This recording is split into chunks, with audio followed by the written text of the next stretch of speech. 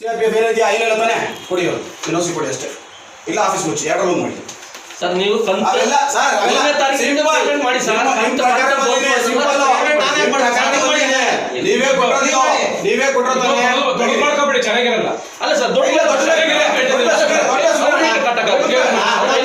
ದೊಡ್ಡದೇ ಇದು ಎಲ್ಲ ಏನಲ್ಲಿ ನಾನು ಹೇಳುದು 2,000 ಏನು ಖರ್ಚನೆ ಕೊಡೋಕ್ಕಾಗುತ್ತೆ ಅದು ಕೊಡೋಕ್ಕಾಗಿದೆ ಇನ್ನು ಕೊಡೋಕೆ ಬರಲ್ಲ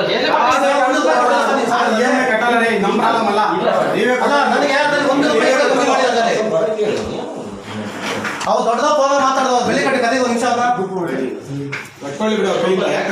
ಆಫೀಸ್ ಮನೆಯಲ್ಲಿ ಕೆಲಸ ಮಾಡ್ತೀನಿ ಅಂತ ನಮ್ದು ಏನಿಲ್ಲ ಸರ್ ಪ್ರಾಬ್ಲಮ್ ಸಾಲ್ವ್ ಆಗಬೇಕಾದ್ರೆ ಒಂದು ಇನ್ಸ್ಟಾಲ್ಮೆಂಟ್ ನೀವು ಬೋನ್ಸ್ ಮಾಡಿದ್ರಲ್ಲ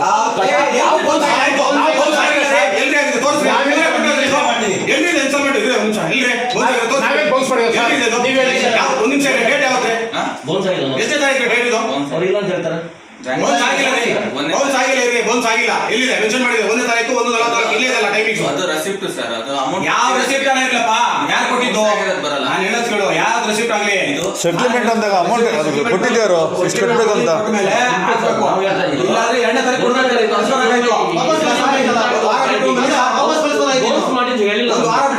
ಬೋನ್ಸ್ ಆಗಿಲ್ಲ ರೀ ಹೇಳ್ಬೇಕು ಸರ್ 1ನೇ ತಾರೀಕು ಆಗಲ್ಲ ಅಂತ ಮೆನ್ಷನ್ ಮಾಡುವಾಯ್ತಲ್ಲ ಇನ್ಸ್ಟಾಲ್ಮೆಂಟ್ ಒಂದು ಬ್ಯಾಲೆನ್ಸ್ ಅಂತ ನೋಡಿ ಸರ್ ಅದ್ರಲ್ಲಿ ಇನ್ಸ್ಟಾಲ್ಮೆಂಟ್ ಇಲ್ಲ ನೀವು ಹೇಳ್ಬೇಕಿತ್ತು 1ನೇ ತಾರೀಕು ಆಗಲ್ಲಪ್ಪ ನೀನು ವಾರ ಇಟ್ಕೊಂಬ ಅಂತ ಹೇಳ್ಬಿಟ್ಟು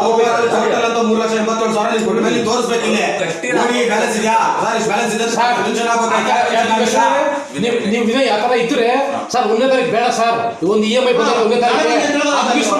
ಒಂದು 2-3 ಬಂದು ಎಲ್ಲ ಕ್ಲಿಯರ್ ಮಾಡಿ ಅಂತ ನೀವು ಹೇಳ್ಬೋದಾಗಿತ್ತು ಇವ್ರು ಓನರ್ ಫೋನ್ ಮಾಡಿ ಕೇಳಿದಾರೆ ನಿಮ್ಗೆ ಇಂಡಿವಿಜುವಲ್ ಆಗಿ ಸರ್ ಇವತ್ತು 1ನೇ